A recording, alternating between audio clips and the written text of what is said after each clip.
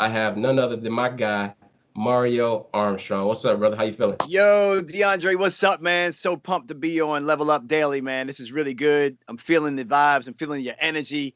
This photo behind you, this artwork is insane. You got the God on the artwork right there, man. Good gosh. For those of y'all that can't, y'all got to get to YouTube, Instagram, whatever. Y'all got to get to seeing this video, man. Just don't listen to the audio. You got to see this picture behind D. Much love, man. And listen, I'm glad to have you on. It's always a pleasure, especially when we link up. This hasn't been our first time, but now it's officially our second, going on third time. So I'm definitely happy to have you on. I know it's Tuesday, and the week is pretty much, getting away from us a little bit here, going into the weekend. But yeah, typically what I like to do is, especially on today's like today, but I like to open up the floor a little bit, to all of my Okay. guests. Go ahead, and tell us a little bit more about yourself, your backstory, and how you got started in the business world. Yo, I got started in the business world just really being hungry, like at an early age. Like, I think I was the curiosity of wanting to see how things work. And what really caught my attention at a young age was like, yo, people are on television, like making stuff. Like they were storytelling. I was just really like enamored in like, what is it to make a TV show, or what is it about communication that is so compelling, is so influential, is so gravitating. And so I think from an early age, I was like, man, that's it. Like I really want to be into that kind of space. I didn't really know what the career was. I'm talking like, 7, 8 years old. I'm like thinking this stuff through. And then I was watching my dad, my brother and I shared a bedroom in our in this apartment that when we were growing up as kids. And I just remember my dad hustling on his dream. And his dream at the time, he was like a concert promoter, and he was also trying to build like a Motown, if you would, for like Baltimore. Like I'm from Bmore. So anybody from Bmore, what's up? Shout out to Bmore. My second home is New York City. All my work is done in New York. So if we got any New Yorkers or East Coasters, what's up to y'all? And so that's like my second crib. Um, but while my dad was like hustling to like make this dream happen, to kind of build this record production company and this label and these artists, um, I saw him like building it. I would go with him to the studio and I would play around on like the musical instruments that were in the studio, just messing around and not really understanding like my dad was building a business. Like I could see these guys getting together. I could see them talking. I would go to his office. I'd hang out, but I'm like 8, 9, 10, 11 years old, like going through this stuff, really just understanding like, yo, my dad is just like he's doing something and he's making something happen and it's got to do with music. Yeah. And so all of that just kind of clicked for me in a way, seeing the hustle, I guess, of it all. And then I think the thing that really kind of hit me the most when I think back now, what made me where I am into this business world now, business, media, entertainment, even education to some degree, um, mindfulness, wellness, entrepreneurship, like all of that stuff kind of included. I feel like watching, that one time when I came home to the apartment with him and we had that pink slip on the door. And like I could read, I knew that was the eviction notice. And like to see an eviction notice and know that that means like, we could be put out of our apartment. But to not really understand, like, yo, mom and dad have been doing a great job trying to protect us from how poor we actually are. You know what I'm saying? Like, so to see him pursuing his dream, my mom was a school teacher. Wasn't no money coming in. She was a school teacher, right? So that was my mom's gig, and she loved teaching students. So I think that's where the educator in me kind of comes from. And then the hustle and the grind and the strategic vision for yourself comes from my dad. And so when I saw him, like I remember, like not too long after getting that pink slip, it was like a cold winter day, and we had to go out to the car and start it up early because he was having car trouble. And I remember, like he was like, "Pop the hood, and I'm gonna give you this pen, and you're gonna stick it in the carburetor, and then I'm gonna turn over the engine." I was like, "Yo, what is going on? Like we can't even start the car, like." And at the time, man, it's funny because now I look back and I'm like, yo, that wasn't French toast. Like you actually just gave us toast and butter and you sprinkled some cinnamon on it and put some syrup and you called that joint French toast. Like, no, that's not like, yo, once I had real French toast, I was like, this ain't French toast. This is something completely different. What y'all talking? So, Yeah. so I had no idea how much we were really struggling because they just it just you didn't realize it. And I know a lot of you maybe can relate to this. Some of you know exactly how rough it's been, depending on your upbringing. but we had it poor, man, and we were just straight hustlers. And so watching my dad bounce back, like he went bankrupt pursuing this dream. So he lost it all. Like they went to Japan, they did it, but they couldn't break through in the music business. Like they got like that little bit and couldn't break through. And I just think seeing that moment for him, and then here's the kicker, man. Like I'm wearing a shirt right now that reads resilience on it. And I'm wearing that shirt because this word is so underutilized and underrated. And I think that's the biggest character trait I picked up from my father, because even when we were down and out, yo, on a Sunday afternoon, he'd be like, let's go and look at some houses for sale. Like, yo, we just had a pink slip in the house like 2 months ago, and like the carburetor, like, will the car even start? Like, and you want to go look at, like, he was already not being stuck in his circumstances. He knew innately that there was something else that he could do. He always had a decision, what energy he wanted to wake up with. Even if everything was against him, he knew that he had something that could still push him. He knew he was in control of that decision-making process. And I think that right there, man, once I saw those kind of non-tangible things really kick in, and then to see him have a dream of like, no, we're going to get a house, and then we moved to another, and then he did move us to a house, got us out of the hood. And then I remember like him saying, yeah, the next one I'm getting a pool in the backyard. And I was like, what? Okay. And then I'm like, 8 years go by, 10 years go by, and it's like, damn, he got the pool in the backyard. Like, so it was this constant repetition of affirm, seek, believe, have faith. You're going to get knocked down. That's par for the course. Keep going. Like, I think that's all really what made me into the character that I am today, from a non-tangible. And then just really paying attention to what excited me helped me get into an industry that no matter when it's bad, it still can feel good. Because when you even if you don't enjoy 100% of it, most people can't even enjoy 65% of what they do. There's a lot of people that go to jobs that got to wake up Sunday night or Monday morning feeling like, man, my stomach hurts, or they got intensity, or they're angst, or now they are barking at their spouse, or they not kind to people. And it's just because they're not happy where they are. Even if you get a little bit of that happiness. So I always try to tell people, go for 90%. Like their careers and their paths for you to get to that 85, 90% happiness. There's always going to be something you don't like to do, but I'm at 90% happiness, son, because I really paid attention to my curiosity, and then I researched it, and then I tried, and then I developed. I got my ass kicked, and then I tried again. I got up, and then I tried again, because I just believed in it. And I just think that resilience is the one character that really was the thread throughout my whole upbringing. Wow, that's all I can say. It's wow. Like, people don't know. Like, I know you a little bit better than most people tuning in, and like, I can just tell this episode is gonna be amazing already off the bat. Because now my mind, like, I have my set questions and I have my question I just come up with. And you said Okay. something to me that really stood out. You said your father was driven, right? And your mother was a school teacher. Now, I had this conversation with someone very close to me, and we kind of try to break it down in two realms. Like, you have a dreamer and you have those who are realists, right? I Like want to, this. Okay. yeah, I want to know exactly, because it sounds like your father was more so the dreamer, and say, he's making a decision, he's thinking long term, he's thinking big, even though he saw the pink slip, he's like, let's go look at some houses, right? Right. Like, Right. I want to know, like, for your mother, in her sense, like, how does she view it? Did you know anything about it? Was she more of a realist and say, you know what, honey, let's take it slow, or was she a dreamer as well? And did she, branch out and push him Oh and motivate man. him to keep going? Yeah, great question. She was the complete opposite. She wants stability. She wants security. Being able to dream that kind of dream isn't something that's natural to her.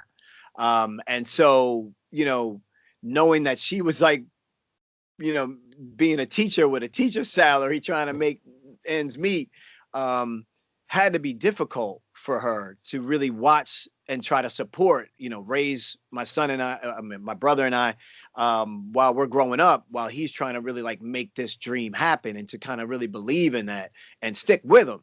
The one thing that I did learn from my mom is like, she stuck through it.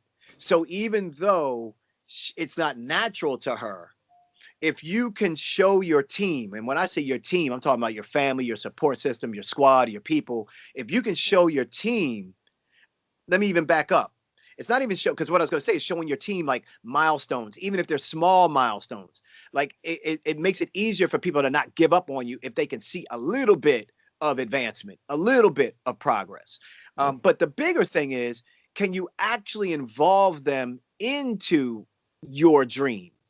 And not so much like, yo, I'm not saying my mom should have been like a VP at the record label. Like, I'm not saying like that. What I'm saying is like, can he say, here's what my dream is. I want to build this music business. I see this opportunity. We're going to travel. We're going to have some #1 hit records. We're going to get this thing go.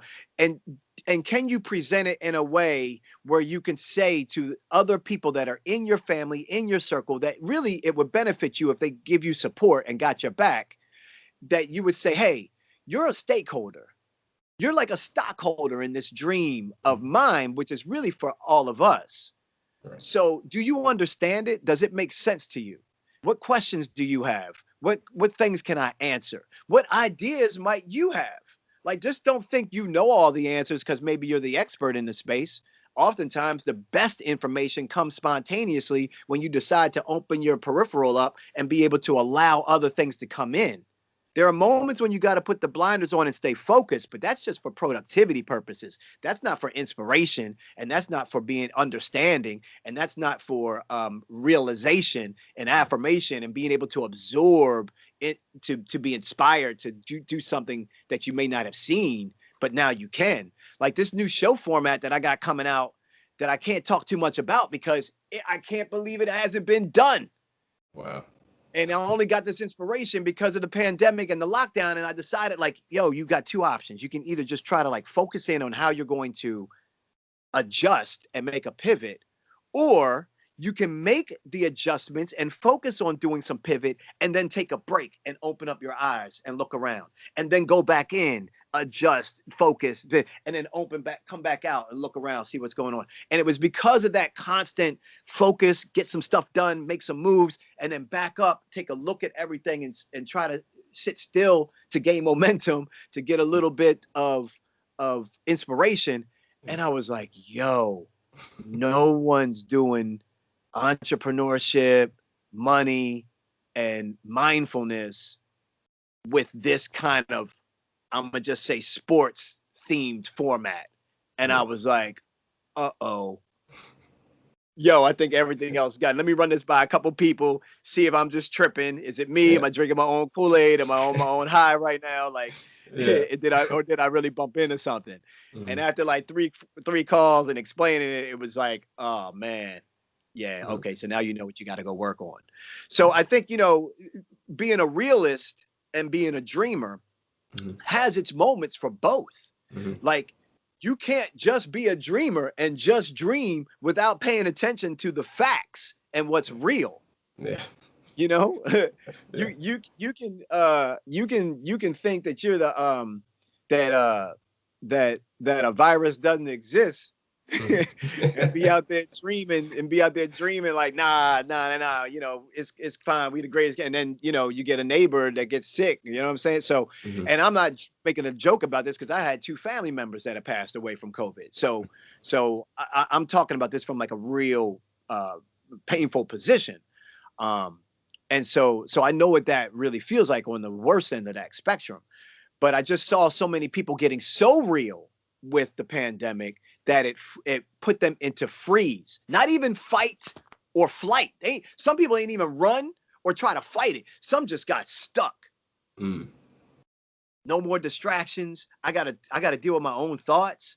I gotta really sit still for a minute. I can't go nowhere. I'm used to distractions. But it's time. So now when you have time, all this self-reflection kicks in. Even if you didn't want it to, it kicks in. So now you question, yo, am I on the right path? Is this the right idea? Is this partner that I'm living with really a good partner? Do I like the situation I'm in? This job that I have, will I even have that? Do I even want that job when I come out of this? Like, all these questions were coming up. And I think that's where, like, you go into reality, you absorb what I say are the facts, not the opinions. The facts is the reality, not the opinions. That's fantasy. The facts are the reality. And then you dream on top of the facts. And if you can balance both of those, I really think that you get, this is why I have a note on my wall that reads a quote that I say that says, dream far, but focus near. It's exactly that. Like when I think about it, it's that duality right there. Dream far. You got to see where you think you can really go. You really got to push for that. You can't just shoot for your dream across the street. You're going to make that. You're going to do that anyway. You got to go for the damn moon. And if you land on the clouds, yo, you made it further than what you thought you were going to do. So you got to dream far, but then the focus near is, okay, realistically, what do I need to do right now? What's the right next move I need to make today, tomorrow, the next day? That's the reality that gets you to the dream. The aggregate of the consistent action is what gets you. Oh, but when no one's looking, by the way, not when you flexing, not when you're shining, not when you like, yo, look at me. No, all that hard work to get to that one announcement. And then there's more hard work to get to another announcement. Right. Man, I see, we going to church, we in class, we in everything right now with Mario. Hopefully y'all got your pens and papers out, man, taking some notes, because we gonna be talking about a lot. He says so much, like I said, my mind be going everywhere and I'll be having these type of conversations, but I want to stick to like obviously the core things, but like you said, a lot when it comes to the dreamer and reality mindset. And it really comes down to a mental game. And it really sounds like, you know, your mother and your father had this compatibility of understanding each other and say, listen, you dream far. And like you said, you quote back there, dream far, but, you know, sitting here and it's like, I'm gonna hold us down here. All right. So you don't get too away from the reality of things.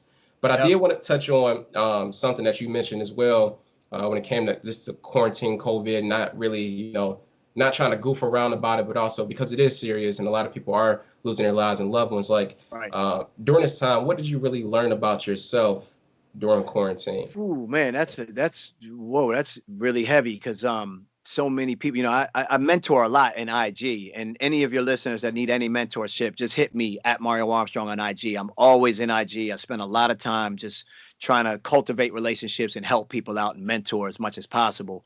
Because people just need blueprints and advice and somebody to actually give a damn about them. And so if you don't have a person around with you like that, I'm one of your guys. I'm your guy. And I say all that to say, like, you know, the reason why I'm putting that olive branch out there is because I feel like we're in that moment where so many people did so much deep self-reflection that they could use a little olive branch to help them out, whether it's just to be heard or whether they actually need advice on things that they're faced with and they need to make. And I think for me, dealing with that self-reflection was, you know, really a powerful moment, man. For me, okay. Initially, before there were 200,000 deaths, okay, before that in the U.S., when we were just all scared and we thought this was just going to be like a winter break, like it felt like the blizzard, and you couldn't go anywhere. For those of you who know you haven't been out of school for a week because of snow, you know what I'm talking about, right? So initially, you know, D Nice is doing the quarantine parties, we rocking, you know, Versus is happening, like all this early stuff, right? Before they get with Apple and all this other stuff, right? Like all this early stuff was going down. And my brother DJs, and I grew up DJing, so I'm watching him DJ. Like, so it was like this moment where people was just like having this ability to relax for a second. Everybody was almost like, this break for a minute. Because I can't go to work. So my job can't mess with me right now. I get a chance to actually read that book I wanted to read, or spend some time with my kid that I wanted to spend, or work on that hobby that I've been talking about I want to work on, or research some stuff I wanted to research. Like whatever it was that you never had the time for, now all of a sudden you had the time for all of it. And then right then I was like, yo, this is the best thing ever. Everybody is at ground zero. I'm about to go hard. Like people don't even know. Like, you mean everybody's home? Yo, I'm DMing everybody on Instagram that I've never been able to get to. Like, you can't tell me you're not checking your IG, fam. More than likely, I might get you, right? So I was like right into optimism. Like right off the bat, of course I was afraid. And of course I was like, yo, let's keep the family, like the first priority is like family safety, but we weren't going nowhere. Nobody knew. So I was like, well, I'm not just going to sit still for like a day. I watched Netflix and I was like, the hell with this. It's time to make this work in my favor. And so I think looking at a chaotic situation, and then trying to figure out how you can be the optimist in that chaotic situation is really growth mindset. But really what it says is that you're looking for how you can make a bad circumstance better for you. And when you kind of try to wire yourself that way, it helps you deal with the tough times that come to you. And so for me, the self-reflection was heavy. Once it started, we really started seeing what was happening. The optimism can fade a little bit because you're like, wait a minute, this is not just a 2-week thing or now a month thing. Now we're talking about probably 6 months. In the third month, they're talking about probably another 3 months. And then you look it up and you're like, yo, it's gonna be a year. Like, Yeah. and then you're like, so the reality and the dreaming come into play. And I had to get real with my thoughts. And I think for me, the most significant thing that happened during it was it allowed me to actually see, how busy everyone else needed to be in order to feel validated by who they are. Hmm. I was sitting still so much, and I'm already used to sitting still. I already meditate religiously. I already have a spiritual practice. Not that I'm great, and not that I'm a Buddha, but that I've already put in a lot of time. So when I started seeing people freaking out, talking about, what do you mean we can't go outside? What do you mean we have to wear masks? Like just bucking everything, that just let me know that mind of that individual, they haven't worked on that yet, Mhm. or no one's taught them that they should work on that yet, that they have more control than they think, and their mind and their body is fighting against what they thought was how life should be. Mhm. And so you get these camps of people. I just want things to go back to the way they were. Right. Like, wrong mindset, bruh. Right. Wrong mindset, sis. Like, that ain't it. Like, I just read an article about Variety Magazine. Variety Magazine normally does about 70 in-person events a year. That's a lot, but it's Yeah. variety. It's Hollywood, it's movies, it's entertainment, it's Right. all. So they do 70 events a year in person, pre-COVID. Since April up till August of this year, April, May, June, July, August, 5 months. In 5 months, they did 60 events virtually. I just told you they did 70 in a year physically. They just matched that basically within 6 months. And check it, 10% of the audience pre-pandemic, 10% of the audience would show up to their in-person events. Mhm. Post-pandemic, 43% are showing up to their virtual events. 4 times the amount of people are showing up after RSVPing. So is no going back to, like, if you would be stupid as hell if you were Variety Magazine looking at your bottom line revenue statements and you'd be like, yeah, I'll so be glad when we don't have to do this virtual stuff no more and we can just get back to in-person events where we can get 10% return. Like, Right. it ain't gonna happen. Yeah. Like 43% return. So what I'm saying is, like, when I was self-reflecting, I was like, I need to work on me so that when the country comes back, when people start to really take this serious, when we get vaccines, like whenever it's going to be a little normal to be out and physically connecting, I'm going to be ready. Mm. I would have read that book. I would have taken that course. I would have gotten that certification. I would have started that podcast. I would have started writing my book. I would have developed my new show idea for the new concept of the Never Settle show and start figuring out how we can do production on it. Like, I don't want to be there when the doors open. I want to be like first in line. Like, come on, open the doors. I've been working. I'm like ready. Yeah. So that self-reflection was really more about me observing so much pain and suffering in a lot of other people because they weren't used to having that time to themselves. And then I became more grateful for the fact that I was at a place where I could understand what was being given to us, even though it was a bad thing. I felt like it was giving all of us a chance to Mhm. pause. And for those that did that, I think they really found new things about themselves and got stronger from it. And it also made me want to double down on my efforts to try to help people so that I could help people with their mental health challenges and help those that are like innately fighting what's real because they want to live. You know, it's like, yo, you just want the blue pill, like. You know, like, you can live in bliss and get the blue pill and it all feel good, but like, you know, nah, I'm taking the red pill, man. Right. Don't put me in the mainframe. I don't want to be in that computer program. Like, Yeah, man. so Yeah, I, you know, that's a long-winded answer, man. But there was just a lot of stuff that I wanted to kind of flush out and also just share with people through that question because everybody needed to handle it how they best could handle it for them. And it's not fair for me to judge anybody on how they handle it, but I was just observing how people were handling it. And I could just see a lot of pain and suffering. And so hopefully, you know, more people are taking mental health more seriously and especially in our community, and especially with black men, and especially with people of color, like, yo, it's okay to talk about the stuff that you are weak about or don't feel strong about. In fact, I say right now that vulnerability is the new currency. Like in 2021, the more vulnerable you can be, the more opportunities you're going to get. And it takes time for you to get there, but you got to trust yourself and you got to trust that when you start talking about things that are painful to you, other people are going to respect you. And you'll find so many people coming out the woodwork like, yo, you went through that too? Yeah.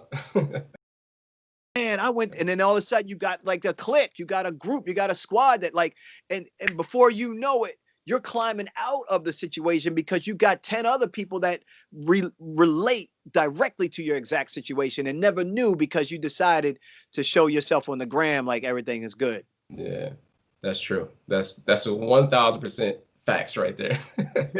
And like I said before, like I can go on and on. I know we can for sure. And it's like we gonna have to do another episode. I already can anticipate it already. I'm But down, bro. it's like the main takeaways I got from everything you said just now is like us as humans, we don't necessarily like change, but we want it. We seek it. We want to go from point A to point B. We want to go from poor to rich. We want to, take our families Right. from here to here, right? We want to No, do it's so so much, true. but we don't want to change. We don't like it. And I feel like, especially during this moment, especially with COVID, it forced everybody to adapt, whether you liked it or not, you Yep. know? And one thing Yep. that really stands out is like, and I heard this quote, and I don't know who it came from, and I want to apologize for whoever stated it, but it said, in order to change your life, you have to change your life. Right? Yeah. So great. So simple, right? In order to change your life, you have to change your Ah, life. So people it out was, here you doing know, major and minor things, man. Like, yeah, right, that's like, yeah, yeah. If you want to change your life, you got to change your life. right. It's so simple, and that stood out to me. And I was like, wow, if you really want to change, you have to change. And yeah, everybody, like you said, was either fight or flight, or some people froze and didn't do anything. And Yep. themselves up because they're like, well, what do I do now? And one thing that really stood out to me, because I can understand it in a certain point, especially when it's new, Right. because I know when I quit my job and went full time as far as an entrepreneur, I had to think, I was like, okay, what was I doing at my job that I had to take over to bring into the entrepreneurship world? And the main thing Hmm. was create a schedule. I didn't have a schedule at Smart. first. And this is very important for those who are still maybe stuck right now, still kind of fighting this battle of like, what do I do now? It's Yep. like if you're not able to work, if you're receiving unemployment, or maybe you are working but you got more time to do something else, create a schedule that can help you excel within your dream, your craft, and your skill set. So I feel like just giving out that free information, that free advice can help so many people once you start to narrow down on what you really want and how you can go about achieving it. That's a gem, man. Like structure. And look, and I'm a creative. I don't like to be confined. I don't like to be held down to a calendar. Like I'm a creative. I need my spontaneity. I need to be around quotes. And if you're watching this, you see me in a sneaker closet, like I'm around a bunch of color and I like that stimulation. And of course, there are moments when I go into my zen and chill out and lights go down and hit the candle and all that stuff. But like I for those of you that struggle with structure, it's important that you block something on your calendar. Mhm. Like if you're really good about like doing a calendar and can stick to it and you're not doing that, shame on you because that is a superpower for you. Like D is saying, like DeAndre is really, that's really great game right there because that's an overlooked, very easily overlooked thing, especially in a situation where things aren't back to a current schedule or a used to be schedule. And so now you're like, what do I do with this time? And you can easily find yourself hopping on Netflix or binging or doing whatever, or just being on the gram all damn day or TikTok or whatever it is. And so structure and a schedule. Like we get up around here, bro. We're up at 6:30. Yeah. Like we waking up. Like we don't have to, but we waking up. Like to me, see, it's the abundant. It's abundance over scarcity. Right now, it's like, yo, what did you have to do before? You had to go get in your car. You had to go for a commute. How long was your commute? All right, okay, 45 minutes one way. Okay, so that's an hour and a half each day that you were in the car doing your commute. Okay, you got an hour and a half back, fam. Like, what are you doing with the hour and a half back? But I don't have time. What? Right. Did you go out to lunch, every single day when you was at work? Did you go spend an hour doing lunch? Are you doing that now? Are you mostly at home? Like, you know what I mean? So like all this time has been like reaccumulated. And I think that if you have structure, you use your time as best you can. And I'm no structure wizard, but I do things in blocks. Like I know Friday is like my whole day for creating content. So I just go all out. Like Friday's my don't touch me. I'm in content mode. And I got like a new character that I just created called Coach Mario. So if any of y'all, I'm gonna grab my new shirt that I just got for it. If any of y'all ever see this dude show up, it's gonna be nuts. Like I got this never settle football jersey with the stopwatch and official whistle. So, but you bring up a point that really makes me think of something when you talk about in order to change my life, I had to change my life. And I love the fact that you said like structure, get a calendar. Like I said, I time block certain things to happen during certain days. And then the other thing is we actually get dressed around here. Yeah. Like I know some people that, they like halfway taking a shower or they just like, like somebody said to me the other day, they were like, yo, you doing the most. Like you fully getting dressed with like fly kicks on and everything. And I'm like, yeah, man, it actually does good for my mental. Like I'm dressed for the day. Like there might be one day in a week where I'm like, yo, I might sweatsuit it that day, but I'm not in that. I'm not in pajama game. I'm not in that mode. I'm working, son. So, and then another thing that you made me think of is like I have these little what I call pocket affirmations. These are affirmations that I carry with me in my pocket, and I study them every day. One of them reads, "My behavior and habits reflect the goals I'm achieving." So that goes like right in line with the quote that you were talking about. My behavior and my habits reflect the goals that I'm achieving. So what are you saying, Mar? Like, what are you achieving? Well, if I ain't achieving nothing, I need to take a hard look at myself and go look at my habits and look at my actions. But if I am achieving something, it should be directly related to my actions and my habits. Right. 1000%. I agree. We got to create a routine, especially now more than ever. So it's not too late, ladies and gentlemen. It's not too late. You still got time. You know what I'm saying? To get into that habit, create a habit for you, create a routine, get yourself on track. So, in the next 6 months, because we really don't know how long this thing is going to play out, just get yourself in a rhythm and start to build momentum in what you're trying to pursue. But I do want to touch on rhythm. I like that. That's really it. Like action beats procrastination, action beats fear, action beats just people make their action steps too big and they feel like they can't do anything. I got a project right now called the personal pitch videos that I got to get that I'm almost done. So a lot of these sneakers are what I call tangible affirmations. They're attached to things, milestones that are important to me, certain goals. And I can't wear these shoes until I hit certain goals. So I use that as another way to kind of hack my mental because I got to see these shoes every day. And I'm like, yo, I really want to wear these shoes, but I can't because I still got work to do until I actually get to that project. And I just finished like the next to last step. And it's been like over a month getting to this point. And so I'm like right there, I can taste me wearing those joints and I'm gonna be super happy when I can finally put them on because that means that project is actually moving. But it required consistent action in small bits. And I think people just get overwhelmed by the project that they're looking at for themselves and don't break it down they think even the smallest steps are insignificant. And honestly, the smallest steps are the most significant. Facts. Now let's hop into your show, the Never Settle Show. I know you had your jersey up and had the Never Settle on it, 00 team, right? Like let's talk about that. Like what is the meaning behind Never Settle Show and how did it come about for you? Man, it came about, honestly, I did a tweet like 4 years ago.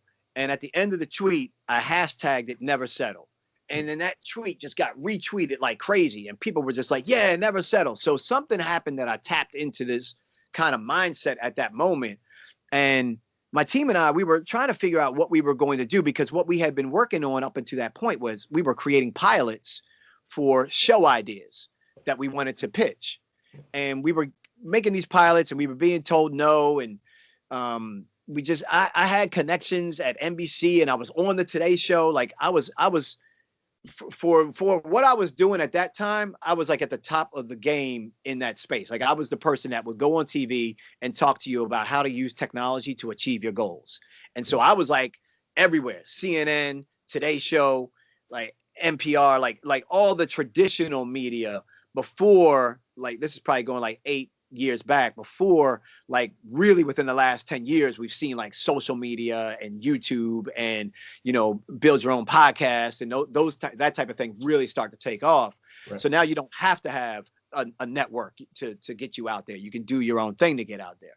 Mm-hmm. But at that time you really needed the networks if you wanted to get to a lot of people quick, because we're talking, when I would go on a Today Show, I'm talking 5-6 million people, like mm-hmm. just for that one segment. I was popping on like 3 times a month.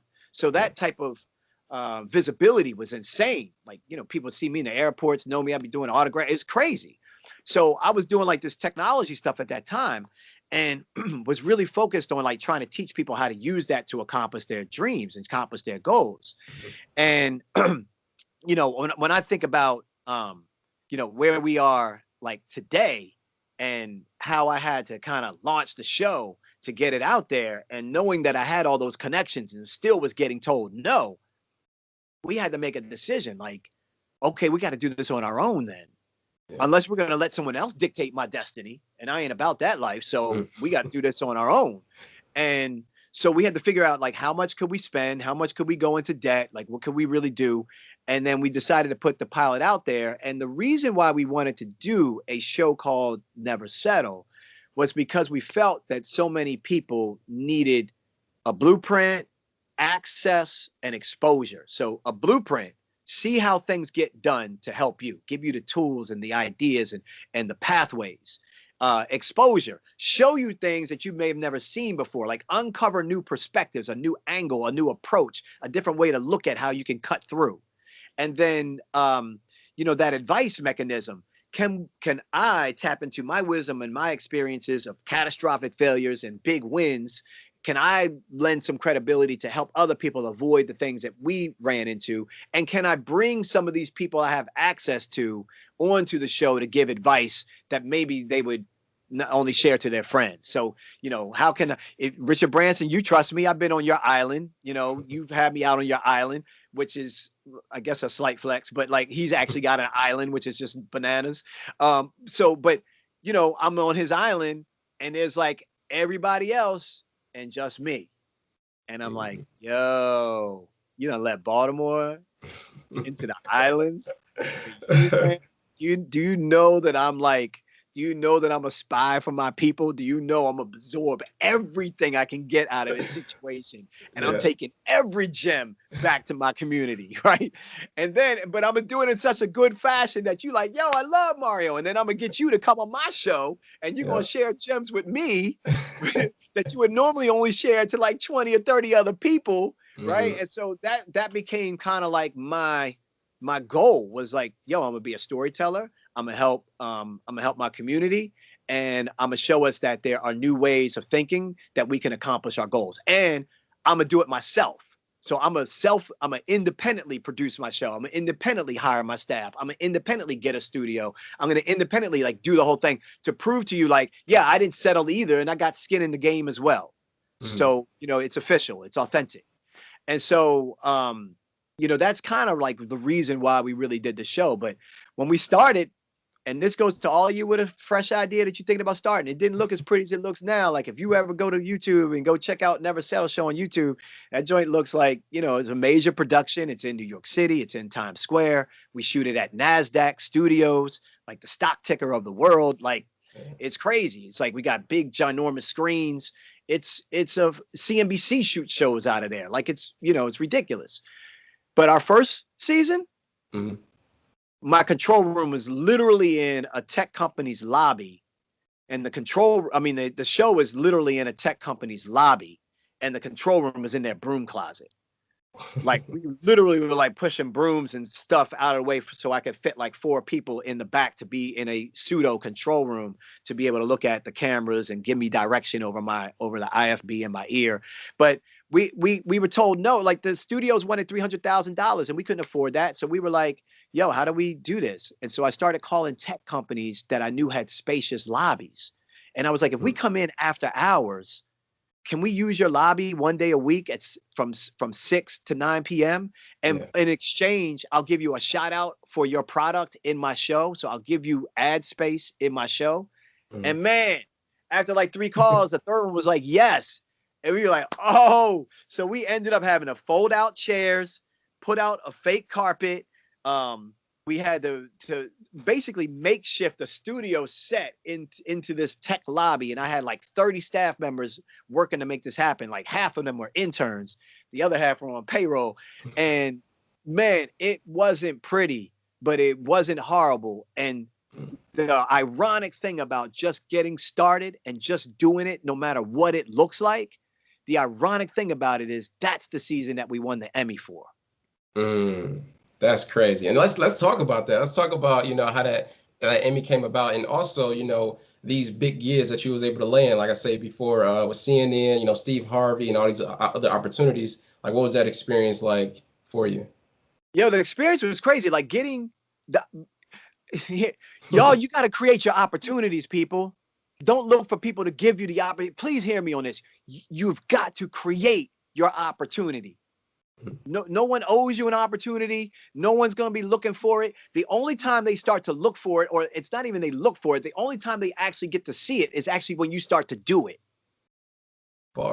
So you put your work out there, you document what you do. Oh, I'm not an expert yet. I don't give a damn. Document the fact that you're trying to become an expert in what it is you're doing.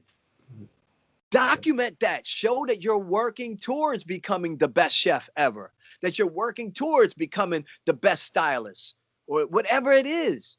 Like, stop with the excuses of, I don't have any value to share to people, so I don't have any expertise. Therefore, nobody can see you on their radar. You don't pop on their radar because you're not showing up, because you're afraid to show up, because you want it to be perfect. And what I'm saying is, stop trying to be perfect. That's your ego talking. Stop trying to be perfect and just put your stuff out there. And here's your safety net. Just say, I'm not the expert, but I'm going to show you what I'm going through. Why don't y'all ride with me on this journey? Boom. Now you can make mistakes. You can fall on your face. The recipe can taste like garbage. The hairstyle can look like crap. Oh, well, we tried that. That ain't work. Told y'all we want to document it. Like, it gives yourself creative license to try. And that's what you really need, is more attempts to try. Because as you can attempt more, something's going to get hit out the park. Right. But if you only take a few swings, you're putting a lot of hope and a lot of dreams and a lot of energy and a lot of debt and a lot of time into only a few swings. And so, man, I just think that we had to create our own lane. And so what am I saying to you is, when I go back and you ask, how did you get on these other shows, the Steve Harveys, the Rachael Rays, the Today Show? Because in my local market in Baltimore, I decided to I said, yo, I'm going to get my own radio show. Well, how you going to do that? Well, I'm going to call the radio station and say, I want to host a radio show. And then they're going to say, what's it going to be about? And I said, it's going to be about technology and entrepreneurship. And then they said, we don't have anything like that. Okay, can you do it? And I was like, yeah. Then I find out like they wanted to charge me. Like it was like $600 a week or something. So I was like, yo, I can get a show, but now I got to find $600. So then I went and found a sponsor. I was like, hey, company, I'm doing this show. Y'all want to support it? And they were like, yeah, we'll support a few months of that. That got me in the game. Once that got me in the game, but you don't even need all that now. Like y'all could just hop on podcasts and just start making your own shit. Like I had to get $600 a week, y'all. Like I had to try to figure out how to raise $2,400 a month to make that dream happen then. So you know me, I'm like, yo, y'all got no excuses. Yeah. So the formula that I'm really pointing to is something called from free to fee. It's a formula that I use and that people should try to adopt. And it's where you actually seek out opportunities that you do something for free in exchange of getting the experience that you need in order for you to later charge a fee. So for me, really succinctly, what that was get on radio. Okay, I did that. Now, how do I go from AM to FM? Okay, call some FM stations, tell them about your AM show. Guess what? When I called the FM stations, I found out they didn't even want to charge me. They just wanted the show.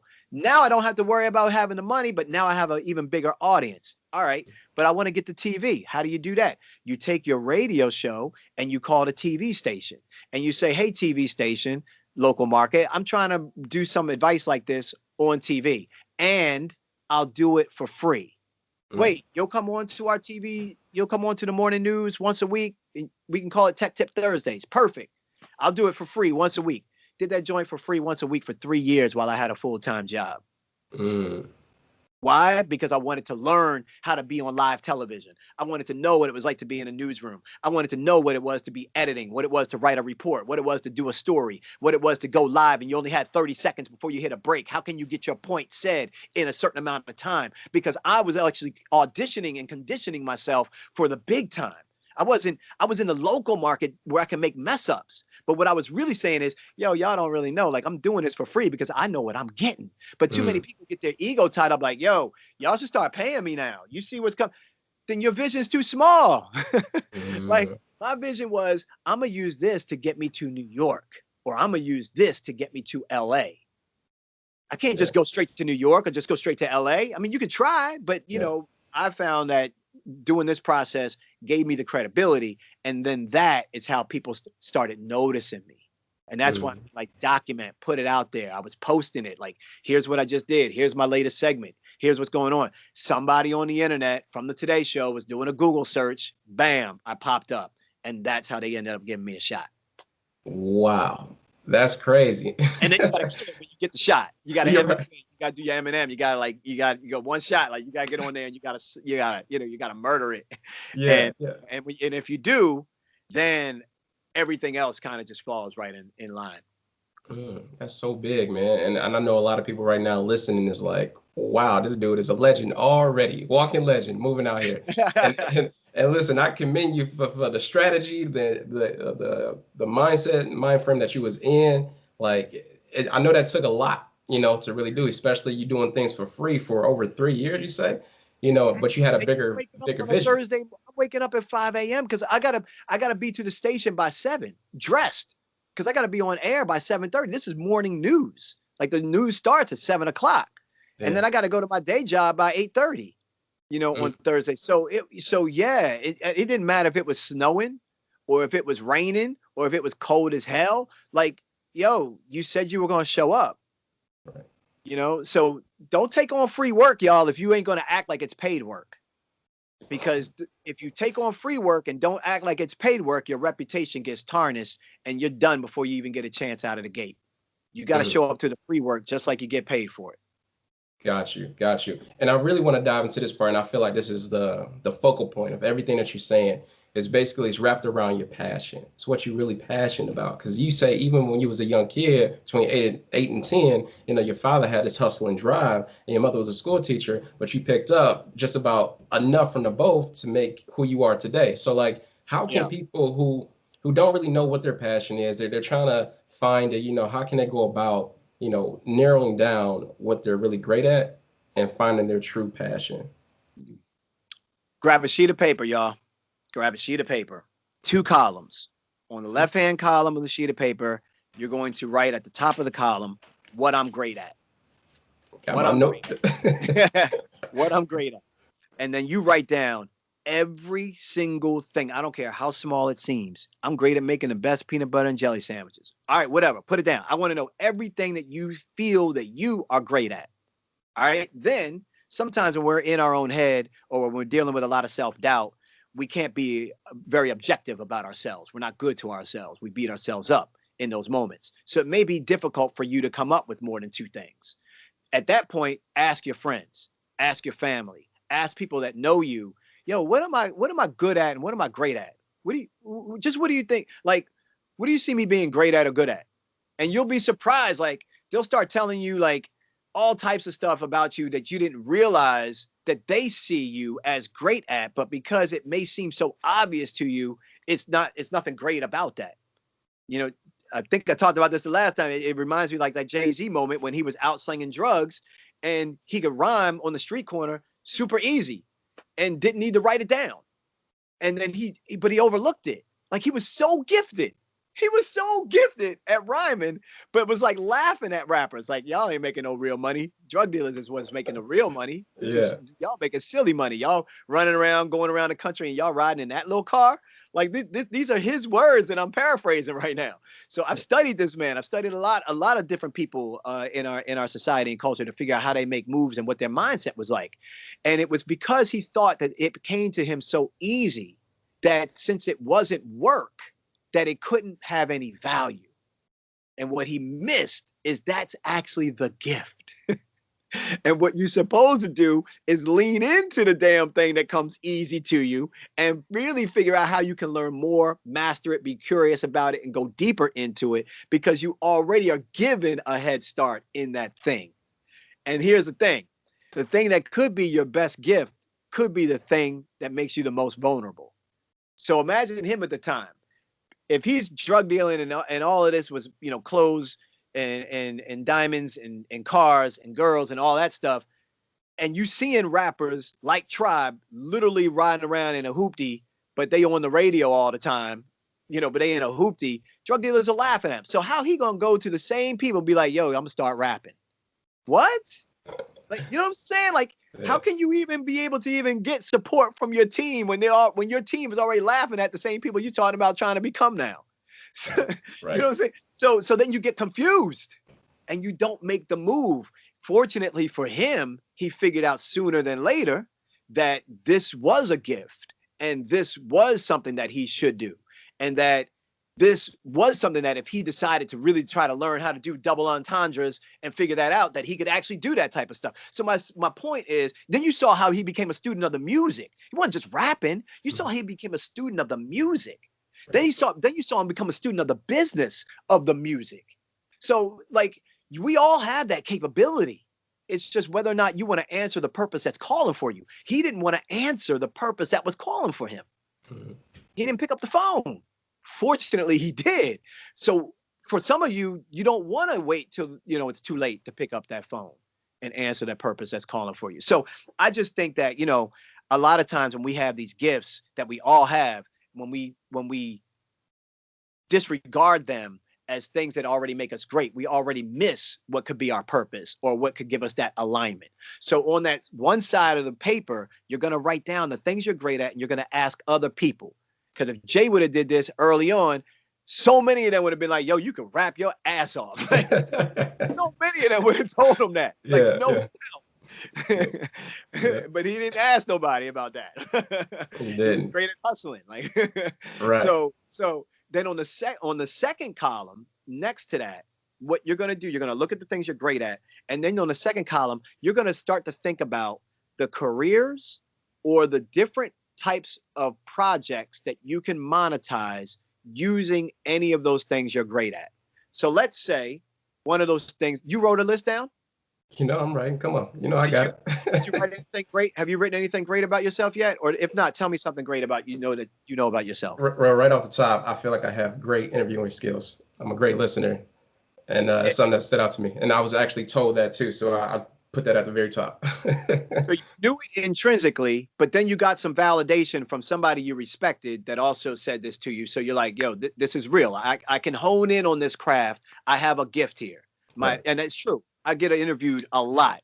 And you're like one of my, that's why when we had to reschedule, I was like, yo, let's do this right away. Like, I want to talk to you more often because you are, and at some point I want to get into like a format where you and I both get to talk more. But right now you're in an interview format, so it's a different role that you're playing, but you play that role really, really well. You ask really thoughtful questions. You don't stay scripted. You have the ability to actually listen to the interviewer. And then if you have certain questions, you might try to find ways to get a nice transition to your question without it seeming so jarring that you didn't hear a damn thing I just said. You just want to ask these 10 questions you got written down. Right. So you're doing your homework in advance, you're doing your research, you're getting ready, but you're also, knowledgeable enough and smart and experienced enough to be an intuitive listener to get the best interview for your audience, which is your end goal. And so, absolutely. So on that second side of the page of the paper, for you, I'm seeing podcast, I'm seeing web series, I'm seeing something in video. I'm seeing public speaking, which also now means you should be writing a book. And if you don't write it, then you're gonna do an audio book. Oh, okay. Well, just take the interviews that you've already done, get the text transcribed, get the audio transcribed into text, do a little editing. Each person you interviewed is a chapter. You got 10 chapters. Your book is done. Like so I can already come up with like 5 ways that you can monetize, and you only told me one. Right. You know what I'm saying? So Yeah. like this is the mindset that I want people to try to really adopt for themselves, to be like, oh, Mario is like, you can create your own thing if you really give your gift the right gratitude and the right respect, put it on a sheet of paper, and then really sit down and think, what careers are out there? You know, is it a reporter? Is it a stylist? Is it a social media expert? Is it a consultant? Are you a techie? Like, you know, are you into food? Are you into travel? Like, what is it? And then you start to monetize. Here's how I can monetize the very thing that I'm actually great at or good at. Makes That to me is 1,000. the starting steps Yeah. of that alignment. Because most people would be doing something different if they knew how to monetize their passion. Like Right. people have passions and they're like hobbies. It's like, yo, do you have a hobby or do you have a passion? Like, Yeah. oh, it's a hobby because you haven't figured out how to monetize that thing yet. But if I can show you 3 ways to monetize it, is it now still a hobby, or are you going to go all in now? So I just think that you know, it's important for people to really go through that process. And if for those of you that need help, I got a worksheet for free that's up on our website. They can just go to neversettle.tv/tools, neversettle.tv/tools. And there's a worksheet on there. You just give me your email address and then you get access to like 8 worksheets. And one of those worksheets is all about how you identify your passion. Love it. Love it. And listen, guys, I'm going to make sure I put all the information down below too. So you guys don't have to worry about trying to rewind this 15 seconds back, 30 seconds back to catch that. So don't worry about it. It'll be in the show notes. But I do know that obviously I don't have much time with you. I know we're running out here and I want to respect your space. I know you got a lot going on, but I want to end it off on one last question. Yeah. And this last question, you know, you can take your time to think about it because I feel like this is a great question. Okay. You know, right? So the question is, what drives you? What keeps you pushing forward and waking up and leveling up every single day? That my gift is bigger than me. I like that. My gift is bigger than me. It's if I don't do the best to my ability to share what I feel is my purpose or my strength and my talent, I'm not only shortchanging me, but even worse, I'm shortchanging other people that could have benefited from in some way from it. And that to me, coupled with seeing too many of my people suffer with their thoughts and their ideas and not have exposure to certain things that I've been blessed to work hard to get exposure to, that's the other thing that drives me. Like equality and wealth and legacy for my community drives the hell out of me. And so I'm gonna be a fighter until I die in terms of trying to get information that could be valuable to other people's lives, because this thing is bigger than me. I love that answer. I love that response. Just playing a role. Absolutely. Well, ladies and gentlemen, that's Mr. Never Settle himself, Mario Armstrong. Listen, man, I just want to say thank you so much for checking in and rescheduling and making this thing happen. I really do appreciate it. And it's been an honor. And I do want to open up the floor again to you to let people find you, you know, where they can stalk you at, ask you questions, look you up. Go ahead and drop some tags for me. And don't lightweight stalk me. Like go all in on the stalking. Like don't lightweight do it. Like hit me hard. Like so. My favorite place to hang out and build community, honestly, is Instagram. So at Mario Armstrong on Instagram. I do a lot of lives. D and I are gonna be doing some lives. And I comment in the posts. You always see me engaging. Like I spend a lot of time there. I'll even hit you up randomly sometimes with just audio messages like, hey, what's up? Checking in on you. How you doing? Just wanted to let you know somebody else is thinking about you and sending you good energy today. So like if you just need a little support or if you need real mentorship, hit me up in the DM on Instagram. The website is neversettle.tv. And then of course the YouTube channel is Never Settle Show. And then the podcast, which we also put out on Instagram. So you can get it in audio form if you want, but it's on Instagram. It's called Wake Up and Level Up. You can get that. And the latest thing that would be interesting to see how this plays out is to go follow Coach Mario on TikTok. And let's see if we can blow Coach Mario up on TikTok and see if y'all like that character. He's kind of like a little insane with his motivation, but it all comes from a good place of intent and positivity. Nice. Guys, go blow him up. Go check him out. Go get his content. Reach out to him. Like you said, he's an open book, as you could tell. He's very responsive, very engaging. And again, man, I really appreciate you for doing this. And thank you so much. Hey, D, man, DeAndre, you're really killing this game. I'm really thankful and honored to be here, and I can't wait to promote this podcast, not just because I'm on it, but now that I'm on it, I can start paying more attention to the podcast and start helping to amplify whatever I can do to bring you more listeners. And I just want to leave this with one thing for the family that's listening.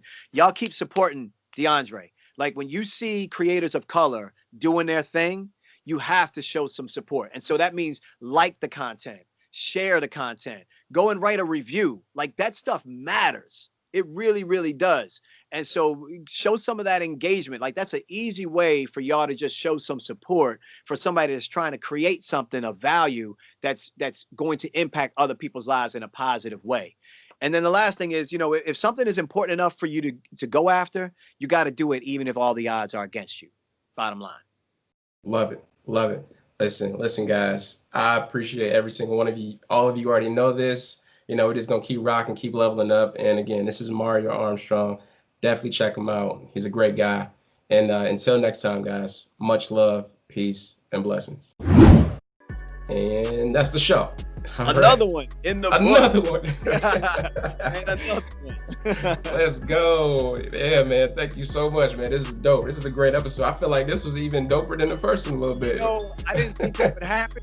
And quite honestly, I was like, I really wish. I almost asked you, like, you know what? You need to just send me any of that other interview so I can just at least hear where I was, so I can kind of bring some of that back. And then the minute that came in, I was like, nah, it's going to be all right. We're going to find the magic again. It's going to be all right. But this did feel really, really, even more succinct, even more like this was powerful to me. I felt like it was really good. Yeah. Perfect. Well, listen, you already know I always do this bonus round. I don't know if you're down for it again, but I forgot about that. Yeah. All right. Similar. What is your favorite sneaker you have currently, and what pair would you like to add to your collection? Oh, yeah, right. Favorite sneaker I have currently are the True Blues Jordan 3s right here. These are a favorite sneaker of mine because at the time when I was growing up, I could not afford them, and I would watch other people wearing them. And the other reason why it's a favorite sneaker of mine is because did it fall down? Where'd it go? It's attached to. I can't find the car. Oh, there it is. It's attached to this particular tangible affirmation, which is my next contract that I'm hoping to get over $225K. So if I get over the $225K, I get to wear these shoes. If y'all see me in these shoes, you know it's on. The ones that I'm looking to get, I really want the Jordan Retro ones. Like, I really want red and black retro OG ones. I just need them in my life. All right. Next question. What's one thing people don't know about you? One thing that people don't know about me is that I overcame diabetes. Like, I was considered a type 2 diabetic, and I didn't want to take that I took it as the fact that my blood sugar was high, but I didn't believe that I had become diabetic because of other things that I was doing in my life. And then when I did the research, I found out that type 2 is reversible if you take certain steps and you be diligent, and I was able to reverse it. And so I think a lot of people don't know that about me. I intend to talk about that more. And then the other thing I wonder if people don't know about me is, like, I love puzzles. Like, when it's time to just have some alone time with myself, I try to get down with a jigsaw puzzle. Last and final question. Who is someone you would love to work with today, and why? Toby and Wigway. out the box, no doubt about it. Toby, I'm coming for you. I'm coming for you down there, man. I know you down in Texas, do your thing, man. Come on over here to the East Coast and come rocking with me. Toby in Wigway epitomizes to me the independent artist that has clearly identified his passion and his purpose, hasn't wavered on that, and it's very hard to do it when you're in a limelight industry because you can chase trends, like J. Cole be telling you, you don't want to chase trends. And so for him to actually be about God and to be about his spirituality, but also keep it real with his music and call his fans cousins, like their extended family, and then to do this with his wife and his other business partner, and to build something that also has like pride in their fashion sense. Like the whole thing is just really, really holistic. And when I look at that from an independent artist perspective, I'm like, yo, there's no stopping this light right now. I don't care what y'all say. We are definitely bound to see this dude get some Grammys or whatever the industry wants to give him, but that has nothing to do with what his impact has already been and what it will be. And so I love seeing people independently create their own thing. So I want to do something with Toby, whether it's putting him on this new format with this show that we got, or whether it's doing something else with him. I'm just excited about what he's been able to do for himself, and that gets me pumped to want to have some kind of partnership or interview or process with it. Definitely. Well, listen, Toby, if you listening, come on, Toby. Hit Mario up. I'm gonna reach out to Toby too. I know Mario's gonna hit you up, man. We're gonna make something happen for sure. Yo, Toby fans out there, edit this part of the interview, grab this clip, and hit him hard in the DM with this clip, because he checks his DMs, y'all. Hit him, hit Fat, hit the whole crew, like hit them with this joint and tell him his boy wants to holler at. Let's go. Well, listen, man, I appreciate you again. It's been a pleasure. It's been an honor. Blessings to you. Keep killing it. And I know you're going to be wearing those shoes real soon. So hey, bro, I appreciate that vote of confidence right there. I need that. I need that little push. I need that push.